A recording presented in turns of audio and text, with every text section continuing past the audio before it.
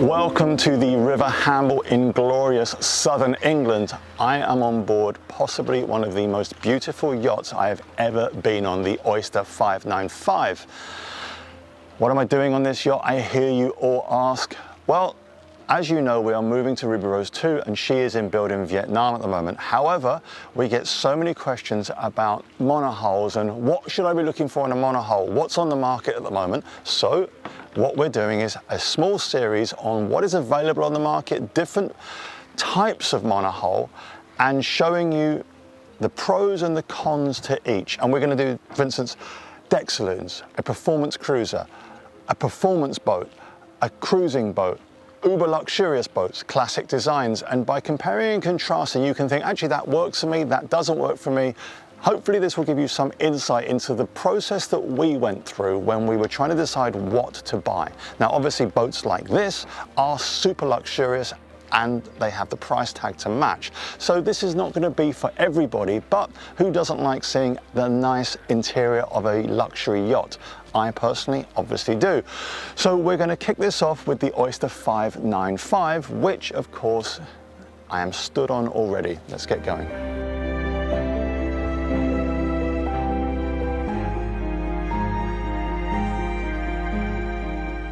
So let's start this walkthrough of the Oyster 595 with a good look at the helm stations. We are twin helmed to go with those twin rudders. It is an absolutely beautiful position.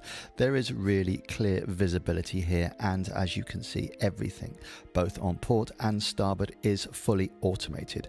There is a lot to see, carbon wheels, a full navigation suite, and honestly I think that if you wanted to do long passages as we have done, long ocean passages, you are not going to get tired working from this helm station. Lots of visibility and pretty secure. So as we move around to actually take a look at what is involved in controlling this boat, it is pretty high tech here. Let us start fully automated sail control. So you've got the main, the genoa, the outhaul. You also have full monitoring of all the boat systems, the autopilot controls as you would expect, but also a bow thruster and a stern thruster. Electronic Volvo engine controls there, so you have fingertip control over the engine, and this is all replicated on the starboard side with some changes, but again, there is nothing that you can't control from here. Now, forward of the helms, you have a beautiful cockpit. Now, obviously, as this is Oyster, all the fabric options are bespoke, but it is separated from the helm, and this really is a beautiful area, either to relax or for the off watch to kind of like sit and take in the view while sailing. As the 595 is a center cockpit, you do have this large wide deck area aft of the helm stations, a captive main sheet system so you don't have a cluttered aft deck, lots of locker space, and as you can see, you have the flush mounted hatches and oodles of teak. Moving further aft, you have the optional integrated drop-down bathing platform. This thing is beautiful, and again, for relaxing, for kind of retrieving or getting on and off of your dinghy, this is a pretty amazing space. Side decks wide and clear, large winches. This is a powerful boat and needs deck hardware to boot. Everything electric, and again, you've got the manual foot controls for the winches here. If we take a move down the side deck, again, we've got wide, clear decks. You can see that you have flush cleats, those pop-up cleats, which are beautiful and practical, and no toe stubbing there. Again, deck hardware, you can see this is all absolutely top quality. Large Genoa tracks and those signature black wraparound windows, which means that you can spot an oyster from a long way away. Now let's take a look at some statistics on the Oyster 595. Now this boat can be specified with different keel configurations. So you have a standard keel, or you can have a shoal keel, or even a lifting keel. The length is 19 meters, that's 62 feet. The length of the hull, 18 meters. So the length of the waterline, almost 17 meters, and that is a 5.5 meter beam. And this should easily translate to a hull speed, which allows double-digit cruising speeds to be achieved pretty easily. the bowsprit, the windlass capstan, and then aft of that you have a chain locker. But then you have this huge, absolutely huge sail locker. So again, we've got a kedge anchor in here. This would make a really good sail locker, and also a place to hold lines and sheets, fenders, and anything else that may need to be stowed while underway. Now let's look at the rig on this boat. She is huge, and no surprises here. You are not going to get this through the ICW. You are looking at almost 28 meters of rig, and that gives you 180 square meters of sail area. You also won't be too surprised to see a fully hydraulic set of sail controls, and of course on a boat of this size you are looking at in-mast reefing for that finger trip control. So again, everything automated, everything with manual backups. This is going to be a pretty easy boat to sail short-handed. Now, to complement the miles of teak work, we have flush mounted hatches. This is a real bugbear of mine, but my own bias aside, let me regale you with some statistics. We have fuel tanks. We have 1,420 litres, that's 312 gallons of diesel, and 1,100 or 250 gallons of water. So again, you are not going to go without fuel, and you've got a huge range here. And as we finish off our tour of the exterior of the Oyster 595, take a fly past this beautiful cockpit table and then down the deep and wide companionway steps to have a really good look at the interior of this absolutely stunning boat.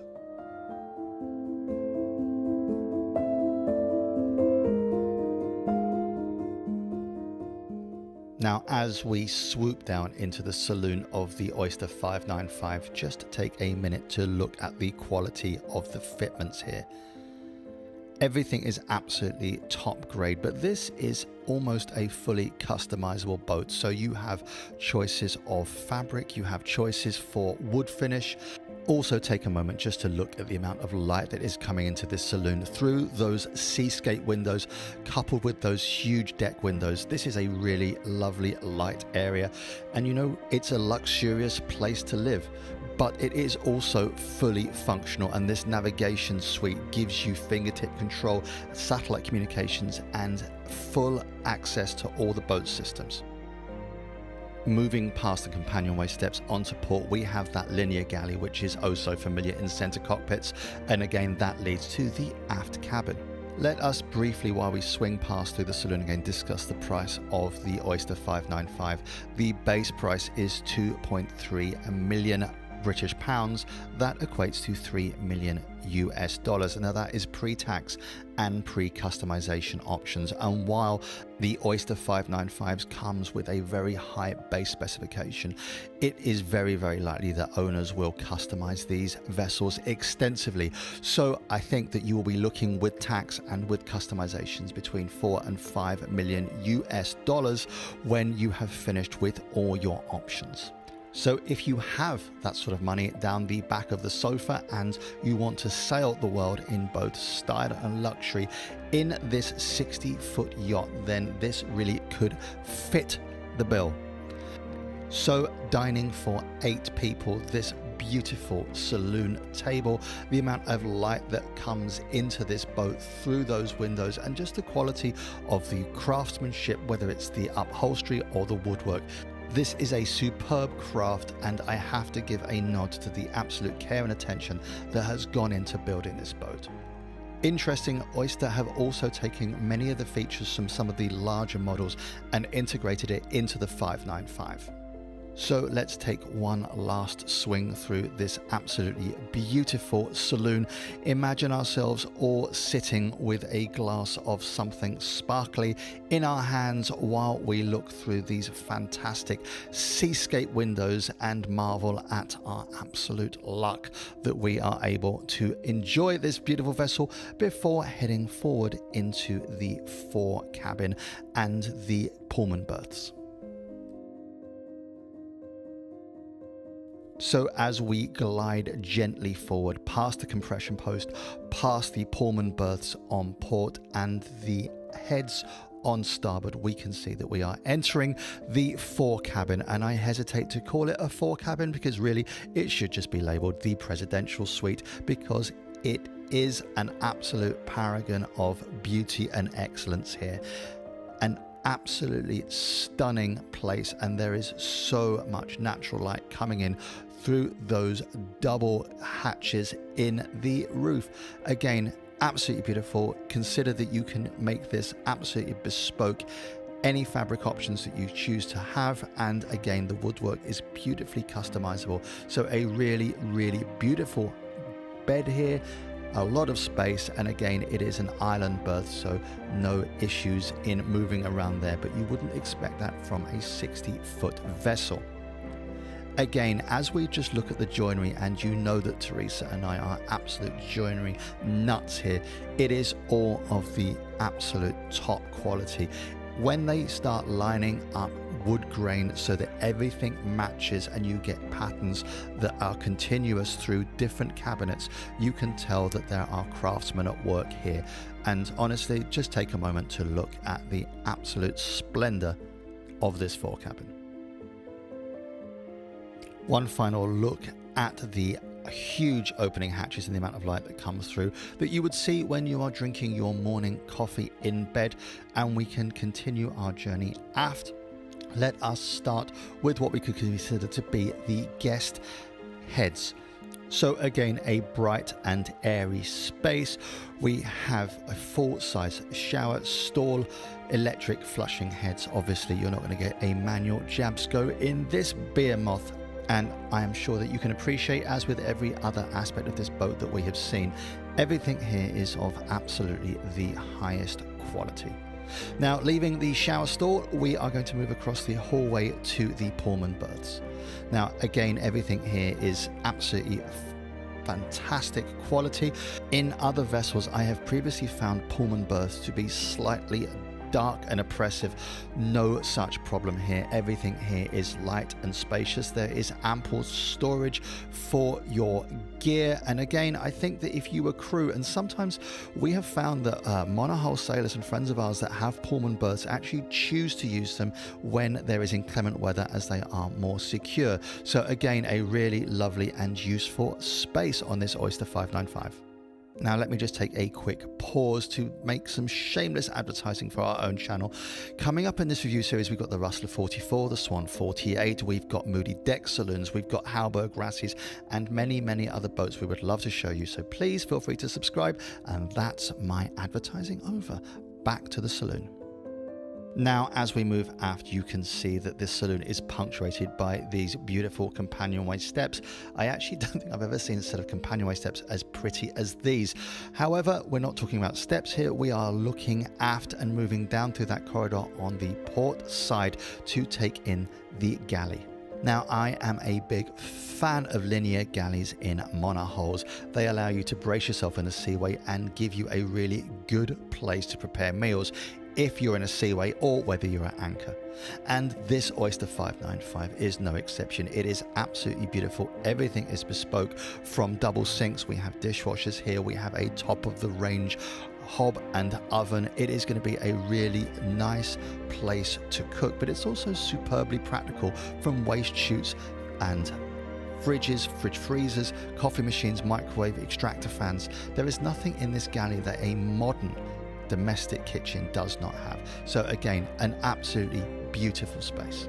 And one thing, even with this galley, it is really light and airy. Linear galleys in center cockpits can be dark. There's no such problem here. It is just a beautiful light boat, and that is actually not an easy thing to achieve. Now, lighting aside, we will move past this full-size double fridge freezer and head forward into the master cabin. And again, we've got a treat for you here, because I don't think I've seen a nicer master cabin ever. Moving aft, we can see we have, I don't really think this cabin needs that much explanation. It is just stunning. It is absolutely beautiful. And honestly, what can I say? It's light, it's airy, it's got those seascape windows. The joinery is bespoke and beautiful. The bed is huge. Nothing I don't like about this. And of course, you have an associated ensuite heads here. So whether you are relaxing on the chaise longue, or whether you're having a lie-in, or whether you just, want to enjoy this as a space to remove yourself from the crew and other members on the boat. It's just beautiful. So again, beautiful. Nothing I wouldn't expect from a mark of this quality. An absolutely beautiful area, very light, very relaxing. And if you needed or wanted to circumnavigate and you had the money, I don't think you can go far wrong with a boat like this if you are after a high-end monohull. It is absolutely beautiful. And again, from our point of view, would we buy a boat like this if we had the money? I'm not sure it's for us, but that's because we want different things from a monohull. We'd probably be looking towards an expedition boat. However, for a fast, safe and very, very, very luxurious circumnavigation, you can't really go far wrong with a boat that you can customize as well as this. You are essentially getting a floating and beautiful luxury apartment all rolled up in a boat which has got absolute paragon of safety features and comes with 30 years of experience. So beautiful. I absolutely love this boat. I think you probably can guess from listening to me prattle on that I am a real fan of these high quality boats. And as we take one final pan around the master cabin on the Oyster 595 from the chaise longue on the starboard side, you can see that you've got areas like this that would, if you wanted to put a television or audiovisual equipment in to watch in bed, that would not be a difficult thing to do. There's also this heads on the starboard side. Now again, everything here is full size. Because you have a boat which is 60 foot, you are not having to kind of like limit space, so you've got that fantastic bespoke cabinetry. Again, a very, very light and airy part of the boat. So who buys an Oyster 595? Oyster are very keen to point out that a boat like the 595 can easily be sailed by a couple, so you don't need or necessarily need to have crew. So a couple with children or just a couple who have retired with an absolute bucket load of money and want to do everything in an abject luxury, this is absolutely perfect. And again, I do love these boats that can be sailed short-handed without the need for crew, for after all, we tend to want to get away from people, and it's the reason why we buy these boats. Now, the navigation suite here, the chart table, is one of the finest and most high-tech I have ever seen. Obviously, everything has been specified by the current owners, but there is full fingertip control over all the boat systems, whether you have got chart plotters, whether you've got backup autopilots, whether you have the communications equipment so that you can communicate at sea, as well as that absolutely huge switch panel aft. So you have and you can monitor every aspect of this boat. One very minor niggle with this boat is that while sat in the navigation seat, I did not have line of sight to see out of the boat.